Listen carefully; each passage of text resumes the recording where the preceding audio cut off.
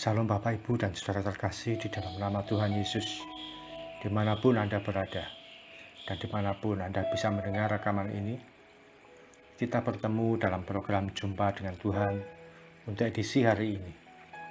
Sebagai dasar kebenaran firman Tuhan, saya akan bacakan dari Yohanes 14 ayat 26.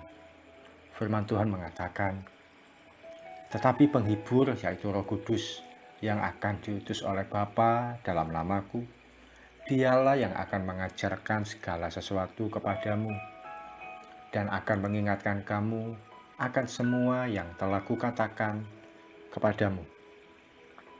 Salah satu fungsi Roh Kudus yaitu mengajar. Dia akan mengajarkan atau memberitahukan pada kita apa yang harus kita lakukan saat menghadapi segala sesuatunya. Roh Kudus menolong kita menyikapkan segala sesuatu yang tersembunyi. Berikut salah satu kesaksian pelayanan yang Tuhan percayakan pada kami. Kalau hari Sabtu seperti ini, saya lebih suka sharing tentang kesaksian pelayanan, supaya belum jadi berkat.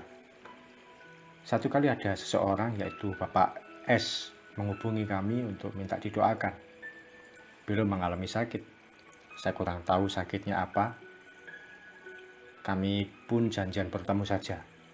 Seingat saya, kami saat itu bertemu waktu libur Hari Raya Imlek tahun 2019. Saat berangkat, saya belum tahu apa yang harus saya sampaikan. Karena biasanya ketika saya mendoakan seseorang, saya juga harus menyampaikan pesan Tuhan. Tiba-tiba dalam perjalanan, Tuhan ingatkan saya sebuah ayat yang berbunyi, "Ada orang-orang sakit karena kesalahan mereka." Saya langsung ingat ayat itu ada di Mazmur 107. Ketika saya ada di rumahnya, saya melihat bapak ini susah untuk berjalan. Dia harus dibantu oleh istrinya. Setelah itu duduk di bawah dengan kedua kaki dilipat vertikal, sejajar dengan dada.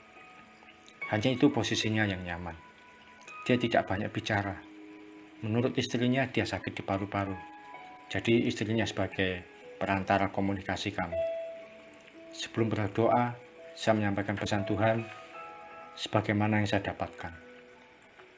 Saya buka bagian firman Tuhan dari Mazmur 107 tadi. Saya lalu bertanya, apakah Bapak ada dosa dan kesalahan yang membuat Bapak saat ini menjadi sakit? Dia bilang tidak ada. Hanya masalahnya sakit ini, tidak ada hal lain. Saya mendoakan supaya Tuhan menyembuhkan sakit Bapak S. Tapi jujur, saya merasa ada hal yang kurang. Seperti gantung, seperti nanggung. Ada sesuatu yang belum beres. Setelah berdoa, saya bertanya lagi, apakah tidak ada hal kesalahan masa lalu yang membuat sakit? Dia bilang tidak ada. Saya berkata dalam hati, wah, bisa jadi Tuhan keliru kasih ayat, atau saya yang kurang peka dengan suara Tuhan.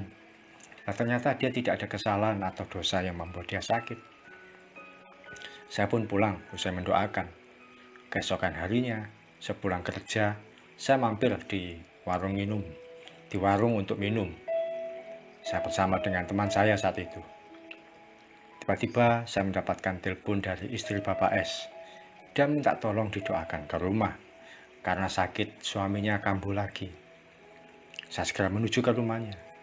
Dalam perjalanan itu saya mendapatkan penglihatan ada siluet atau bayangan hitam seorang perempuan. Saya tidak tahu apa maksudnya dan siapa perempuan itu. Sampai di rumah sebelum berdoa, saya segera sampaikan tentang penglihatan tersebut. Saya pun bertanya, apakah Bapak pernah punya hubungan dengan perempuan lain? Dia berkata, iya, saya pernah menjalin hubungan dengan perempuan lain. Dan hubungan itu sudah berlangsung lama. Istrinya pun cerita, kalau Bapak ini ketika sehat, ketika kerja sering pulang malam, tidak memberi uang pada istri, dan kurang perhatian pada keluarga. Roh Kudus memberi hikmat pada saya, bahwa sejak dia sakit, dia tidak lagi menghubungi perempuan itu. Pelanggaran atau perselingkuhan itulah yang sebenarnya membuat dia sakit. Persis seperti ayat yang saya sampaikan kemarin, ketika mendoakan Bapak itu pertama kalinya. Ketika saya mendoakan, Tuhan memberikan saya 3 penglihatan. Yang pertama, ada gua. Yang kedua, ada macan atau harimau yang berjalan. Dan yang ketiga, ada cincin batu akik. Selesai berdoa, saya tanyakan mengenai penglihatan itu. Ternyata gua itu yang dimaksud adalah dia sering datang ke salah satu daerah di daerah Pantrang Tilitis di Jogja, bertemu dengan semacam dukun atau paranormal untuk minta kekuatan supaya disukai oleh perempuan. Lalu tentang harimau yang berjalan, ternyata sosoknya bapak ini, dia mudah emosi pada keluarga. Dan ketika saya konfirmasi, istrinya membenarkan kalau dia mudah keras, mudah marah, dan ngomongnya kasar pada istri dan anak-anak. Lalu tentang cincin akik, dia berkata pernah simpan cincin akik dijadikan koleksi. Dan ternyata ketiga hal itulah yang mempengaruhi kehidupan Bapak S ini, sehingga membuat Tuhan menegur dia, sehingga dia mengalami sakit. Kalau sudah begitu, saya berdoa bukan untuk kesembuhan, tapi supaya hatinya dibereskan dan hidupnya diubahkan. Bagi saya, yang penting dia bertobat dulu. Soal kesembuhan itu belakangan.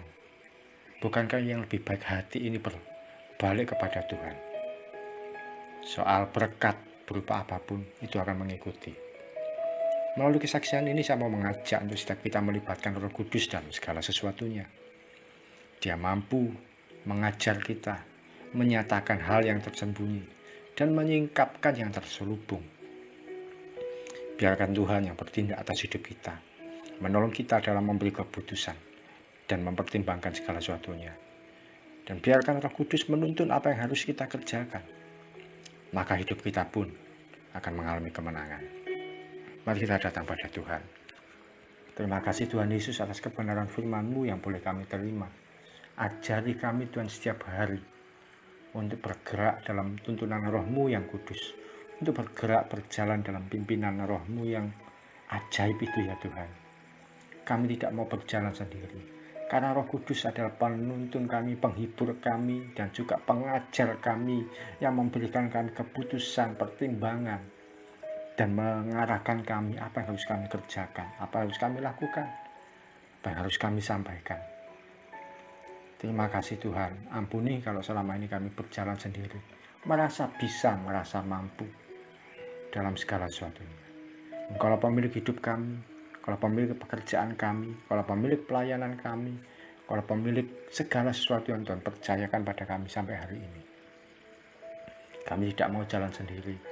Roh Kudus, tuntun kami, ajar kami, bimbing kami melakukan apa yang Tuhan mau dan apa yang Tuhan kehendaki.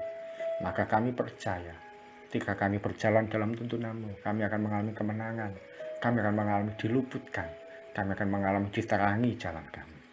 Di dalam nama Yesus, berkat-Mu, kebaikan-Mu ya Tuhan, dinyatakan atas setiap anak-anak-Mu, keajaiban-Mu, kiranya dinyatakan atas setiap kami semua. Berkat dan mujizat Tuhan dinyatakan atas setiap kami, mulai pagi sampai malam nanti, bahkan sampai selama-lamanya. Di dalam nama Tuhan Yesus, kami berdoa dan mengucap syukur. Amin. Selamat mengalami tuntunan Roh Kudus yang ajaib. Salam dari saya Ki Raharjo dari Mitspa Ministry. Tetap setia sampai garis akhir. Tuhan Yesus memberkati.